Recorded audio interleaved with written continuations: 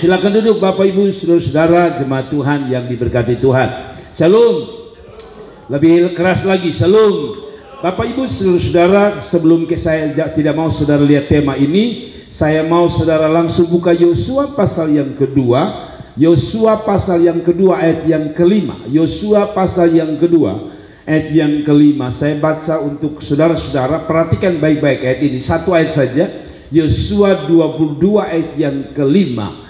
Hanya, kalau hanya itu berarti hanya satu perkara, tidak ada yang lain.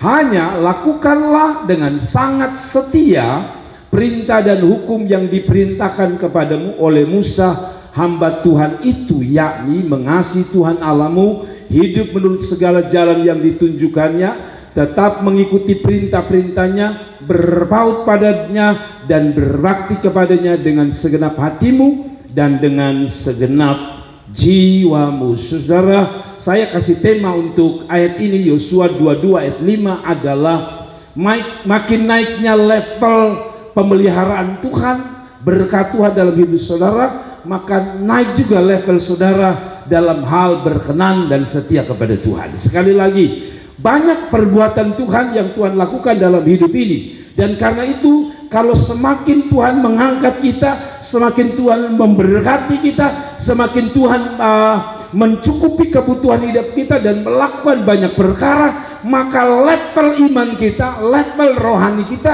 juga harus naik berbarengan dengan apa yang Tuhan lakukan. Kalau saudara baca ayat 4, mengapa dia perintahkan ini? Mengapa Tuhan perintahkan lakukanlah semua dengan setia?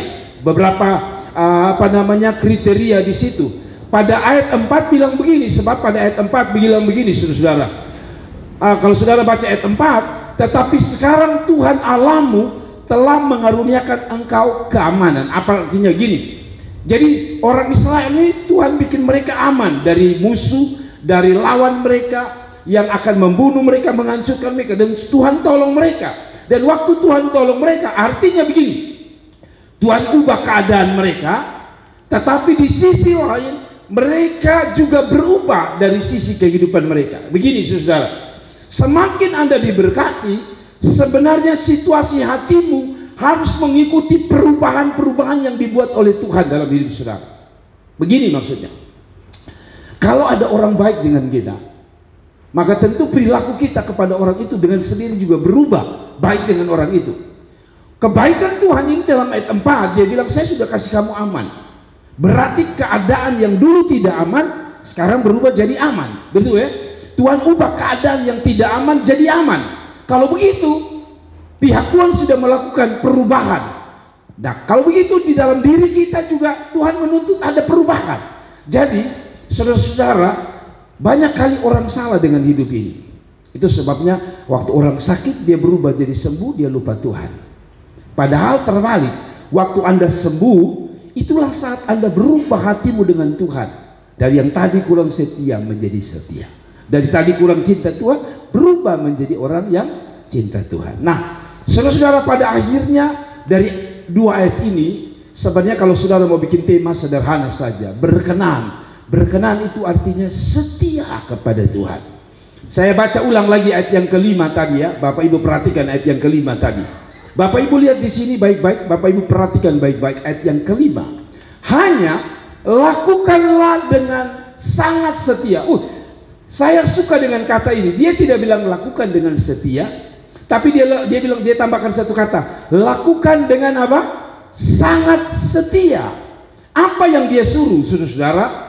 Perintah dan hukum Musa yang diperintahkan kepadamu oleh Musa, maksudnya oleh Musa hamba Tuhan itu, yakni saudara-saudara mengasihi Tuhan dan sebagainya. Mari saya bawa dalam bahasa Inggris. Saya suka saudara dalam bahasa Inggris, kalau saudara baca dalam terjemahan NIV, New International Version, dia bilang begini, but be very careful to keep the commandment and the law that Moses, the servant of the Lord, gave you, to love the Lord your God, to walk in obedience to Him, to keep His commands, to hold fast to Him and serve Him with all your heart and all your soul.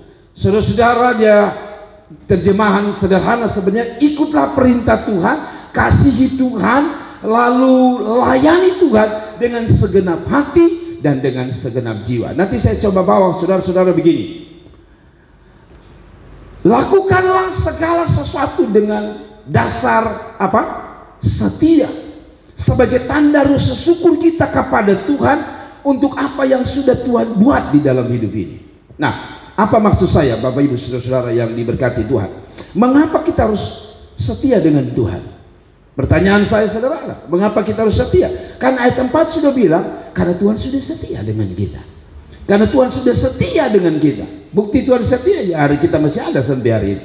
Nah, langsung saja saya bawa saudara. Apa saja yang kita bisa lakukan dengan kata setia ini? Sebagai bukti, sebagai balasan kita atas kebaikan Tuhan. Saudara-saudara, ini yang pertama. Setia, mengasihi, menyayangi, menyukai Tuhan. Saudara-saudara, yang pertama Tuhan minta ketika Dia telah tolong hidup kita, Dia telah berkarya dalam hidup kita, yang kita lakukan adalah lakukan setia yang pertama. Setia apa? Mengasihi, menyayangi, menyukai Tuhan. Sebenarnya kata ini jadi satu.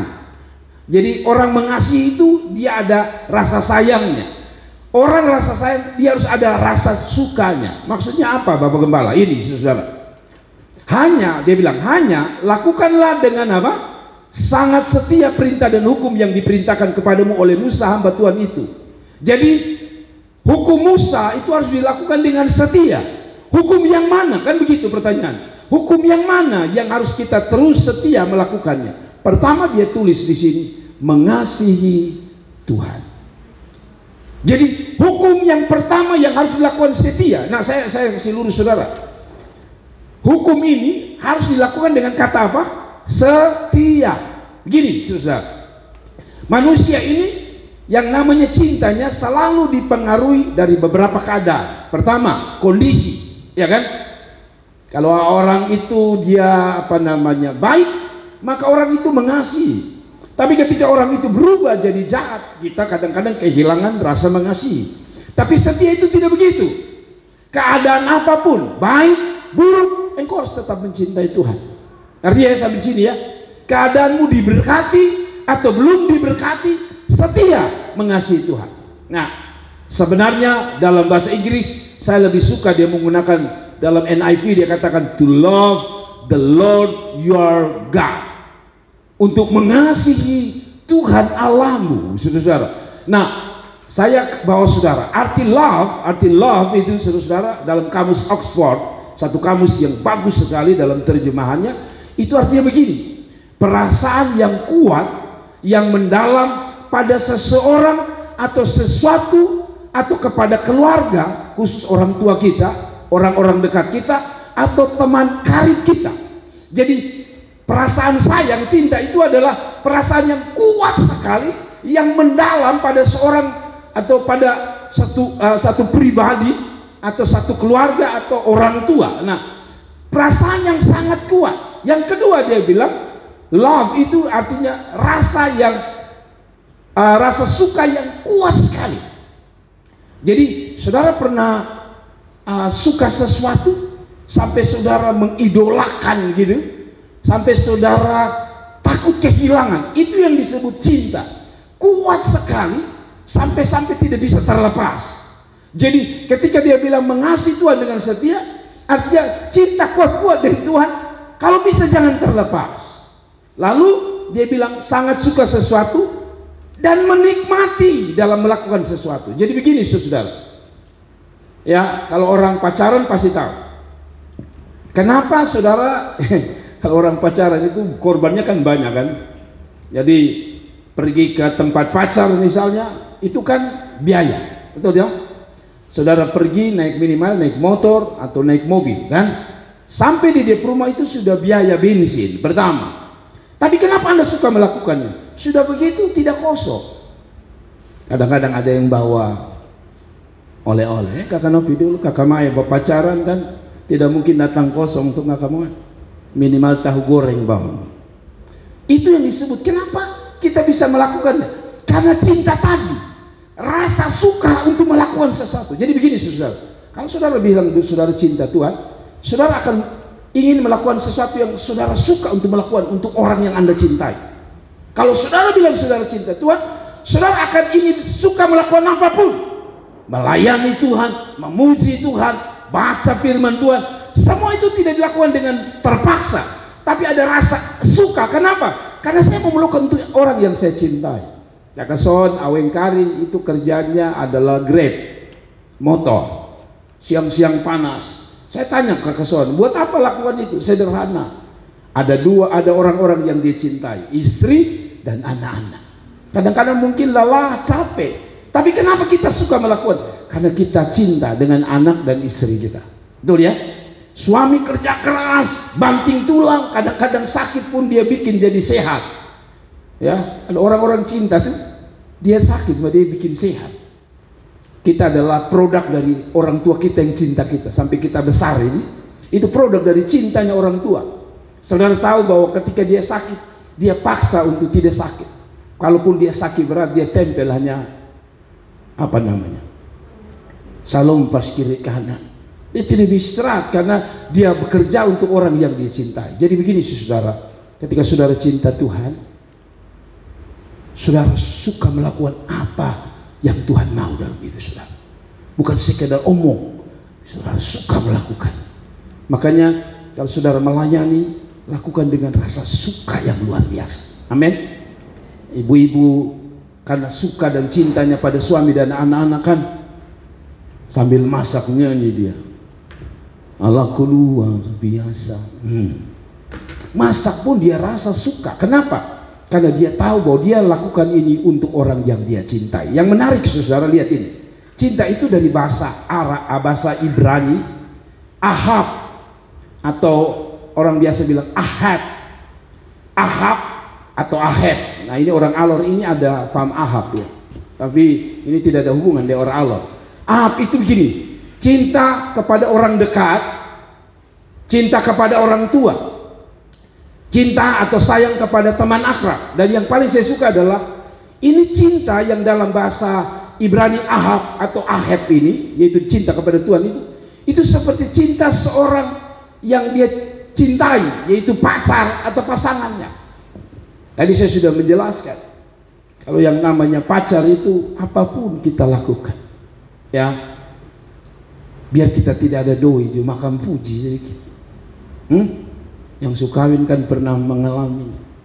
Memang tidak semua, tapi rata-rata saya lihat orang yang pacaran itu karena dia suka melakukannya apa saja. Yang saya sering bilang, biar dia tidak ada doi juga, dia menona bilang makan bakso kak, mau makan di mana? Padahal dia dalam hati ini bensin terakhir nih. Ini sebenarnya uang bensin, tapi karena dia cinta, dia ingin lakukan saja. Itu yang disebut mengasihi Tuhan. Sikap ini yang Tuhan mau di dalam hidup kita. Lah, lanjut lagi. Saudara-saudaraku yang diberkati Tuhan, orang cinta itu apa sih yang dia lakukan? Orang kalau bercinta, satu, ingin ketemu terus. Yang belum alami memang susah mengerti. Orang pacaran, orang cinta itu kepingin berketemu. Baru ketemu, dia baru pulang. Adi diantar sampai sini ya. Dia pun masuk, Adi Nona bilang, kak, kapan lagi ketong ketemu? Kenapa begitu? Karena itu tadi, cinta itu ingin melakukan sesuatu lagi-lagi, ingin ketemu. Ya, yang kedua saudara, suka omong-omong lama. Orang pacaran itu dia rumah di atas sana. Mana tidak belok, pioi pura dulu, berbelok pikir sana. Tujuannya pertama jalan sama-sama, yang kedua apa? Supaya baku omong makin lama. Walaupun nanti kawin, pasangan aja omong bilang, oh masih tidak mengantuk. Tapi waktu dia pacaran itu, dia biar dia mengantuk, dia bilang terus cerita, beta dia. Mana disukawin? Karena kenapa? Orang cinta itu dia bilang, dia mau melakukan apa saja, sampai-sampai katanya, benar tidak? Orang sampai lupa makan. Mama tua suka ketuk pintu, ade buka pintu dulu. Sabar mama, sabar. Kerja tugas banyak, padahal bukan tugas. Bawa ya. mati banyak orang. Ingat terus. Dudu ingat terus. Dudu ingat terus. Dia lupa ilmu matematika, dia lupa ilmu biologi. Tapi itu orang yang dia cintai, ingat terus. Makanya ada lagu dunia dulu. Saya ingat persis, saya waktu masih muda ada lagu bilang begini. Aku mau makan, ingat kamu. Aku mau tidur, ingat kamu. Tinggal bilang, aku mau beol, ingat kamu. Tapi itu lagu kalau saudara cari, itu selalu saya suka itu lagu waktu masih muda. Betul sekali. Maka ingat, tidur ingat. Nah, dengan Tuhan orang yang cinta itu begitu. Tidur ingat Tuhan, kerja ingat Tuhan, segala sesuatu selalu ada Tuhan di ingatan kita. Amin. Nah, saudara, tadi saya bilang kondisi manusia itu kasihan. Mencintai Tuhan itu bergantung dari apa? Keadaan. Istri Ayub itu keadaan. Waktu mereka diberkati sekali, istri Ayub cinta Tuhan. Tapi waktu mereka kehilangan anak-anak dan mati banyak binatangnya, tinggal Ayub yang menyatakan dia cinta Tuhan. Dia bilang, Tuhan yang memberi, Tuhan yang mengambil, terpuji nama Tuhan. Cinta manusia itu bergantung mood.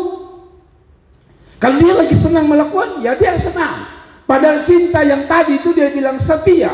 Keadaan apapun harus tetap mencintai Tuhan. Kadang-kadang bergantung waktu, berjalan waktu. Ya, saya tidak bilang bahwa sebuah pasangan itu kehilangan cinta. Saya tidak bilang bahwa saya dengan istri kehilangan cinta. Tapi semua orang yang pernah menikah harus jujur bahwa kita pun cinta yang menggebu-gebu waktu pacaran itu beda dengan waktu kita nikah. Berjalannya waktu itu beda sekali. Waktu awal itu tadi saya bilang, kepingin ketemu terus, ya, jalan. Itu perempuan tidak minta antar juga, kita laki-laki tawar dia. Ade mau pergi kuliah beantar. Ade belum pulang kuliah, suweha. Ade beta jemput. Semua dia lakukan. Tapi saudara tahu kalau kawin, menurut survei 70%, 60%. Kalau dia penuh istri bilang, jemput dong bapak. Kalau saya bisa pulang, ada ojek itu, lu pulang sendiri sudah. Karena berjalan apa? Bergantung waktu. Tapi dengan Tuhan jangan. Apapun keadaan kita tetap mencintai Tuhan. Kasih tepuk tangan itu Tuhan Yesus. Yang kedua, dia minta setia. Bahkan dia menggunakan kata sangat setia. Setia dalam hal apa? Setia dalam berjalan dalam ketaatan kepada perintah Tuhan. Saudara-saudara, tadi dia bilang begini. Hidup menurut segala ya, bukan satu dua saja, segala yang ditunjukkannya, tetap mengikuti perintahnya, berpaut padanya. Jadi saudara-saudara, kata yang digunakan adalah setia dengan perintah Tuhan. Dalam bahasa Inggris tadi dikatakan to walk in obedience to Him. Kata to walk kita tahu, untuk berjalan, ya, in obedience. Dari kata obey yang artinya berjalan dalam ketaatan, lalu to Him, kepada Dia, ya. Jadi orang yang setia adalah orang yang tiap hari, yang namanya orang masih hidup pasti apa? Berjalan, betul ya? Orang yang normal pasti apa? Berjalan. Artinya gini, kemana saja kamu berjalan, engkau harus setia melakukan firman Tuhan. Amin. Maaf, bukan hanya di depan orang tua kita melakukan ketaatan firman Tuhan. Oh, Bapak ada jadi beta takut kalau beta buat salah dia marah. Bukan, Alkitab bilang selama kita berjalan itu berjalan dalam obedience, dalam ketaatan. Jadi selama Tuhan masih kasih kita hidup, berjalan, bergerak, itu yang ada di otak kita, hati kita hanya satu. Saya mau taat sama Tuhan. Jalan kemana saja. Itu artinya gini. Mau jalan dekat dengan orang tua, mau jalan dekat dengan pendeta, mau jalan dekat dengan gembala atau tidak. Saya mau jalan di pekerjaan yang orang tidak lihat, saya mau ke sekolah yang orang tua tidak lihat. Saya harus memilih untuk tetap setia berjalan sesuai firman Tuhan. Amin. Jadi orang tua tidak usah pantau terlalu banyak. Kalau saudara sadar saudara ingin setia dengan Tuhan, mengasihi Tuhan, maka saudara harus terus berjalan dalam obedience, ketaatan. Amin. Berjalan itu artinya kemana saja. Mau ke dapur, di otak kita saya mau lakukan firman Tuhan, kemana saja. Tapi banyak kali orang tidak bisa melakukan dalam ketaatan karena tadi dia berpikir bahwa ketaatan itu hanya ada pada tempat tertentu. Misalnya kita mau taat ketika kita ada di gereja, kita taat ketika kita ada dalam ibadah. Tidak, ini dia bilang berjalan dalam ketaatan. Artinya selama Anda bergerak, selama Anda hidup, harus hidup dalam ketaatan pada firman Tuhan. Amin. Jadi saya kasih ingat kaum muda, orang tua tak usah marah-marah tentang ketaatan pada Tuhan. Anda yang harus pilih untuk mentaati Tuhan. Di tempat kuliah orang tidak lihat kita, dosen tidak lihat kita, orang tua tidak lihat kita, pasangan hidup tidak lihat kita, tapi otak kita selalu berkata, Tuhan, saya tetap berjalan di dalam ketaatan. Amin. Karena ada orang yang taatnya bergantung kalau dia lihat siapa. Padahal ini tidak ada hubungannya dengan dia lihat siapa, karena dia tahu ada Tuhan yang selalu pantau dan lihat dia. Amin. Orang tidak akan lakukan yang namanya selingkuh kalau dia tahu bahwa dia ada dalam jalan-jalan ketaatan, bahwa ada Tuhan yang terus memantau hidupnya. Amin. Tak usah istri pesan, bapak jangan macam-macam. Kita sudah tahu, jangan macam-macam. Karena kita pun perjalanan adalah perjalanan ketaatan, bukan perjalanan pemberontakan, tapi perjalanan apa? Ketaatan.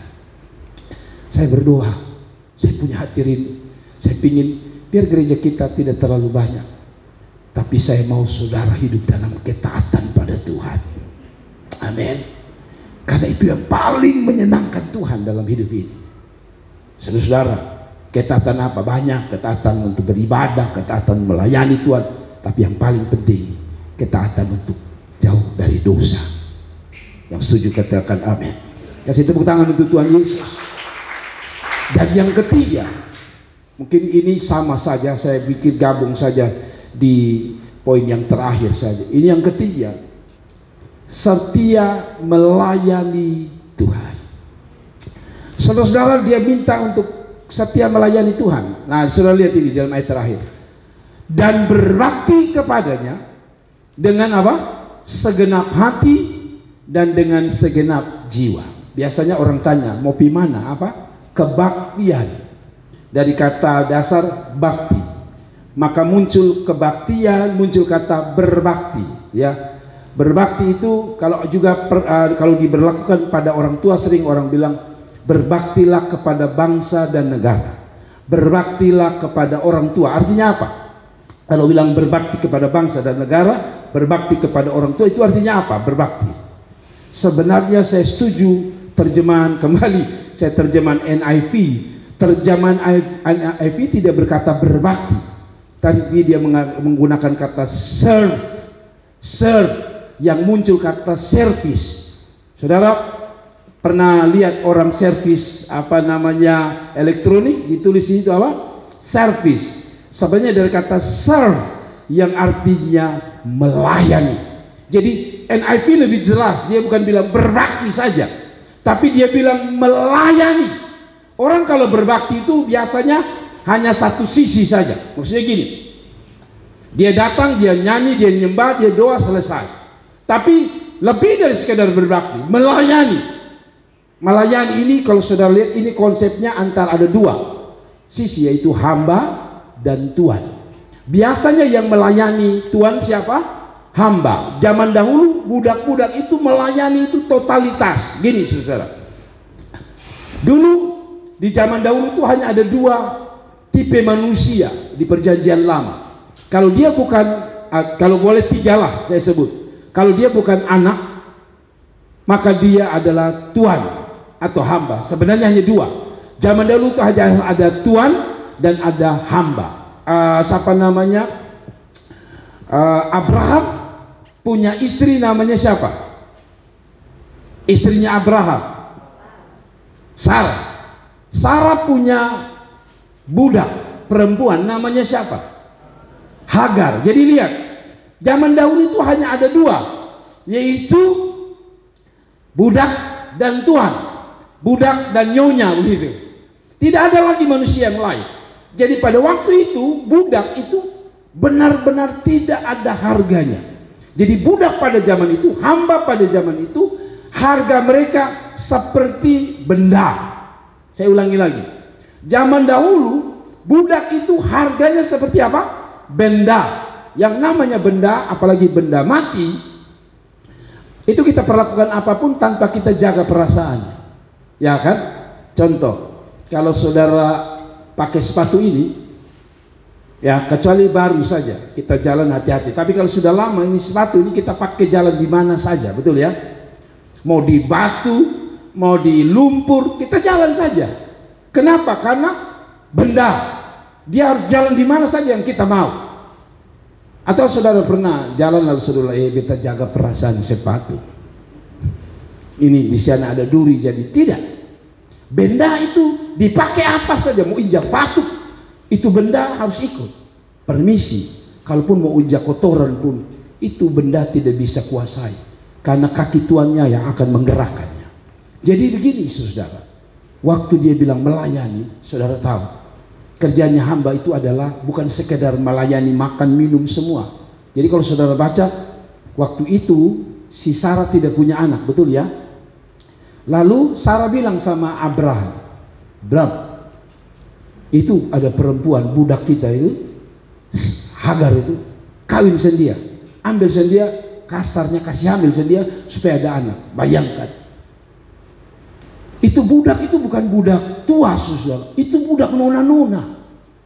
Tapi karena dia sama dengan benda, tuannya mau bikin apapun, maaf, kasih hamil pun, mau anak berapapun, dia tidak boleh macam-macam, tunduk. Jadi bisa bayangkan perasaannya kalau sekarang ini terluka luar biasa. Tapi pada zaman itu tidak ada hati terluka sama sekali. Mereka justru bangga kalau mereka bisa melakukan apa yang Tuhan mereka suruh. Atau usah jauh-jauh. Siapa yang dari Sumba di sini? Sarah, tapi dia tidak ada. Kalau saudara orang Sumba itu, nah ini suaminya Ibu Dewi orang Sumba. Yang saya tahu saya itu ada juga budak dan tuan. Jadi saya dengar ini sudah kurang ya. Tapi zaman dahulu itu kalau tuannya mati, Anda harus mati. Jadi kalau kubur tuannya itu, lu berdiri harus terus ikut tuannya. Jadi tuannya ketika mau dikasih masuk ke lubang, mereka mau dorong lu masuk, harus lu masuk. Lu belum mati, kamu belum mati. Tapi menurut orang zaman dahulu yang tuan, yang raja itu, kalau dia mati, dia pembudak harus turun. Walaupun anda harus mati juga, didorong ke dalam, dikasih masuk sama-sama. Sudah lihat betapa ketaatannya melayani itu dari hidup sampai mati. Jadi saya kasih ingat orang muda, nanti, bukan hanya sekarang, nanti kalau kalian sudah diberkati, ya so ada yang jadi pegawai, baik pegawai bank, pegawai negeri, pegawai swasta, atau mungkin saudara sudah jadi orang yang luar biasa, saya kasih ingat, tetap punya hati melayani Tuhan. Saya ulangi lagi, kalaupun nanti saudara sukses, semua ingat, hal yang paling luar biasa tetap jadi hati hamba. Hanya hamba yang mau melayani. Sekali lagi, saudara-saudara, tidak mungkin Tuhan melayani Tuhan.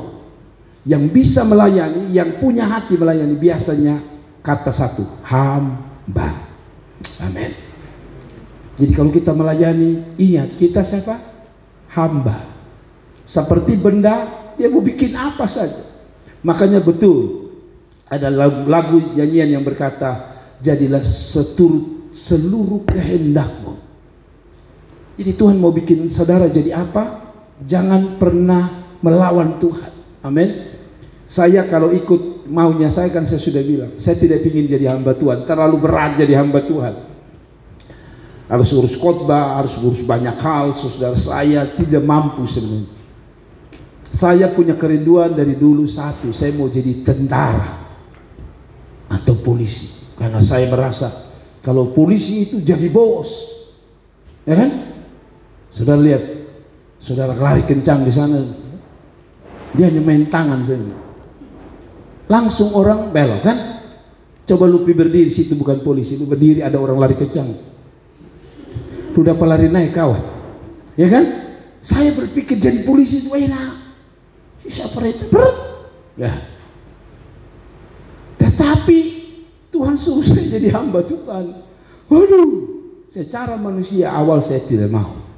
Saya pikir nanti kan saya bisa kerja, dari uang saya bisa pakai melayani Tuhan. Tapi Tuhan bilang tidak, saya mau lu. Dan saya tunduk. Nah, saya tidak ajak saudara semua jadi pendeta. Karena kalau saudara semua jadi pendeta, maka seperti saya bilang, kita tidak pulang-pulang. Karena habis saya khotbah saya bilang, saya minta pendeta Novi maju lagi. Habis pendeta Novi khotbah lagi, saya minta pendeta Leo maju lagi. Maka tidak akan habis kebaktian kita. Tetapi maksudnya intinya mau jadi apapun saudara, punya hati yang melayani Tuhan. Amin. Nah, melayani itu versinya banyak, ya. Apapun kita bisa lakukan. Kalau saudara baca Yohanes pasal 2 ayat 1 sampai 11, hamba-hamba itu punya pelayanan yang banyak. Ada yang kerjanya antar hidangan maju ke depan, ya kan? Betul tidak? Waktu anggur habis itu Tuhan buat mujizat, mereka bawa ke depan kasih Tuhan pesta menikmati. Tapi ada hamba yang kerjanya isi anggur, isi air maksudnya. Waktu anggur habis Tuhan bilang, hei, isi air air di tempayan sampai penuh. Ada bagian isinya. Jadi ada bagian-bagian yang mereka lakukan. Jadi tadi saya bilang saudara, setiap kita punya talenta dan karunia, dan semua itu harus dipakai untuk melayani Tuhan. Amin. Ada orang cantik, pakai melayani Tuhan. Bukan tambah lu sombong, ya kan? Tambah glowing, tambah sombong. Jangan. Kecantikan itu Tuhan yang kasih. Sebab kalau Tuhan kasih lu, tadi pagi kesian kakak Angel, kita punya Angel Molana, kakinya mulus, tapi lihat, tabalik luka. Nah, kakek Kiki pun tangan juga jatuh, tadi saya lihat, luka berat. Saudara lihat itu. Kalau saudara tidak sadar bahwa kecantikan ini bisa berubah. Ada seorang yang saya tahu cantik luar biasa, tiba-tiba mengalami kebakaran. Jadi hidung yang mancung itu karena terbakar, dia jadi seperti orang bilang daging mengkerut. Kecantikan itu sebentar. Tapi kalau Tuhan kasih Anda cantik, melayanilah Tuhan. Amin. Saya suka dengan orang-orang bank itu. Jarang-jarang orang bank dikasih jelek-jelek, betul? Apalagi dikasih sekali dia senyum, Bapak tabung saya di sini. Bapak itu tidak pernah mau tabung, tapi karena yang melayani ini cantik, dia bilang, ya saya mau tabung. Kalau pulang-pulang mama bilang, kenapa lu tabung di situ? Aku mau itu nona omong bilang, Papa tabung di sini yang terbaik. Saudara itu makanya itu, apalagi sales-sales itu kebanyakan nona-nona gagas. Sebenarnya bukan dia pun produknya kadang-kadang. Itu bapak-bapak itu kalau itu sales-sales bilang gini, Bapak gagas kan, Bapak pakai di bedak, Bapak pun gagas tambah 2 kali lipat. Bapak bilang, masa? Iya Bapak. Maka keluarlah, dia bisa beli apapun. Nah, kembali pada firman Allah, ingat baik-baik, kalau Tuhan kasih berkat, kasih kecantikan, kegantengan, karunia-karunia, pakai melayani Tuhan. Amin. Nah, melayani tadi saya bilang jangan saudara tuntut, saudara harus berdiri di sini semua. Karena tadi saya bilang kalau saudara jadi pendeta kita tidak pulang-pulang. Tapi kalau saudara juga menuntut saudara ada di sini, bayangkan kursi itu kita tidak bisa beli saja. Karena baik saudara leader akan berkata, baik saudara kita akan melayani Tuhan, semua yang melayani maju, melayani. Kita ada di atas altar sini, pertama ini altar roboh karena tidak tahan dengan kita. Tapi yang kedua, bikin apa? Kita mau pakai AC pun kalau semua naik di sini kita keringat semua. Itu artinya semua punya bagian. Jadi tidak ada orang bilang dia tidak bisa melayani Tuhan. Semua bisa melayani Tuhan. Amin. Kakak Son ini mungkin tidak jarang-jarang di sini. Kamera ini hampir tidak syuting dia, tapi saya selalu bilang dia setia berdiri di situ. Jadi penerima tamu. Apa artinya? Apapun yang sudah Tuhan buat, balas dengan tetap setia. Setia apa? mengasihi Tuhan. Yang kedua, setia apa? Setia berjalan dalam ketaatan. Dan yang ketiga, setia melayani Tuhan. Saya mau supaya saudara-saudara, saya sudah buktikan dari saya muda tahun 91, kira-kira saya umur 17 tahun, saya sudah ambil keputusan melayani. Puji Tuhan, sekarang sudah umur 50, berarti sudah 33 tahun saya ada di ladang Tuhan. Ya kan? Betul toh? 17, 33 tahun masih melayani Tuhan. Ya kan? Masih melayani Tuhan 33 tahun. Oh, saudara bilang, kok memang saudara Bapak pendetanya makanya melayani. Oh, saudara salah. Waktu saya umur 17 tahun saya bukan pendeta, tapi saya ambil keputusan saya melayani Tuhan. Jadi kalau pagi kerja saya sudah biasa cerita di sini, saya pun kerja mall kelapa. Habis itu pergi ke sekolah, sore ikut persekutuan doa, bantu melayani Tuhan. Itu kerja saya dulu. Belum jadi pendeta, tapi saya sudah melayani Tuhan. Lalu waktu itu saya belum seperti sekarang ini bisa nyanyi, ya sedikit main musik, bisa khotbah. Waktu itu saya belum apa-apa. Kerja saya apa? Setiap kali ada mau KKR, saya pun kerja adalah karena saya bisa naik motor. Walaupun waktu itu saya belum punya motor, saya bisa naik motor. Sehingga kalau ada cari dana, saya bilang saya bagian motor, antar telur, bumbu Bali, sate, kerja saya.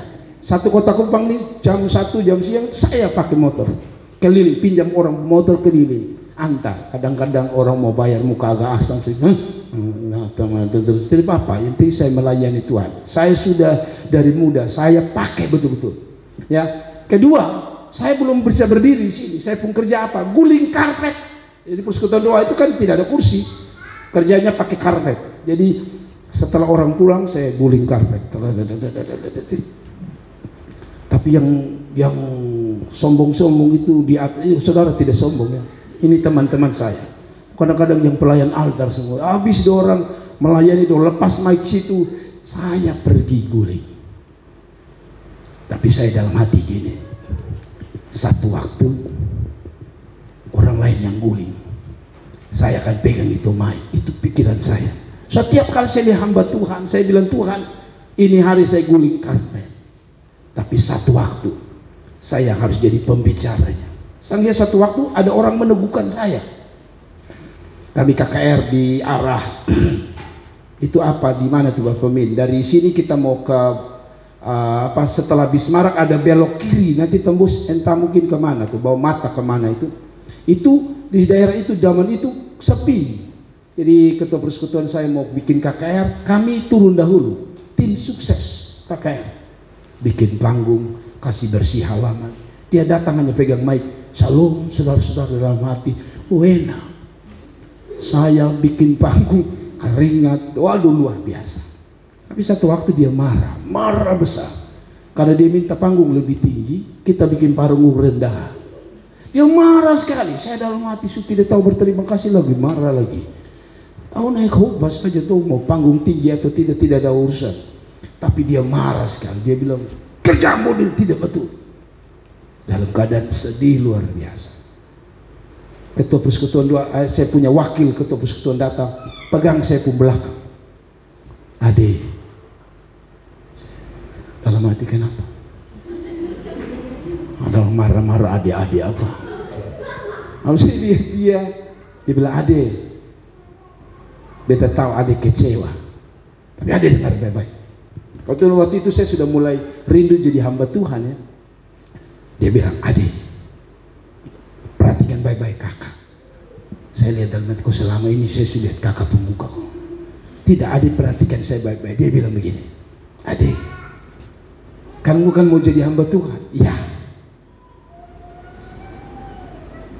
Adik dengar ini baik-baik. Hari ini adik atur kursi untuk dia. Sambil saya diam, betul.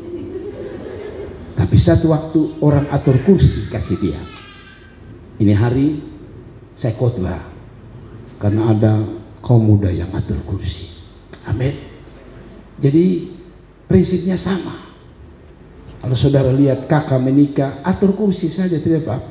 Kakak yang menikah, Anda yang atur kursi. Anda yang bakar sate di belakang, tidak apa-apa. Karena ada waktu orang lain yang bakar sate, lu yang duduk di pelaminan sana. Jangan ketawa. Itu pakai itu prinsip bahwa ada waktu saudara di belakang orang tidak lihat, tapi satu waktu Tuhan angkat saudara ada di depan sana. Amin. Amin. Ini saya dengan Ibu Gembala mau ke Malang 2 kali kebaktian di sana. Sudah ada yang telepon, Pak Pendeta datang kapan? Tanggal 5. Baik, Bapak nginap di mana? Saya tidak tahu nginap di mana. Oke. Bapak turun di mana? Kemungkinan saya turun di Sapi karena mau ajak antar beberapa pendeta. Oke. Bapak turun, mobil sudah ada di situ, Bapak pakai saja. Saya ingat kembali dulu betul.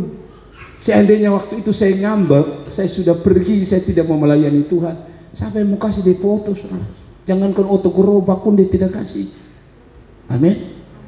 Tuhan bayar lunas. Kami jalan, sus. Kemarin kami bergumul untuk uang tiket. Tiba-tiba ada orang telepon, Bapak, tolong datang dengan Ibu Gembala. Siap. Bukan jemaat, saudara. Saya pergi.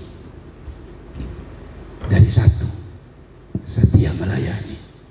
Amin. Puasa 11 hari saya, saudara. Hari ke-11 perlu lapar. Saya pikir ada yang telepon. Halo Bapak, mari teme mau kasih uang tiket. Tidak ada. 11 hari habis puasa hanya orang puji bilang gini, Bapak perut sutur, puji Tuhan. Tapi bukan saya cari perut turun, saya cari tiket. Tapi beberapa hari yang lalu tiba-tiba orang telepon. Apa artinya? Layani saja Tuhan. Urusan berkat itu urusan Tuhan. Urusan masa depan, urusan Tuhan. Urusan kita melayani Tuhan. Tuhan memberkati. Mari kita bangkit berdiri dan kita berdoa. Haleluya.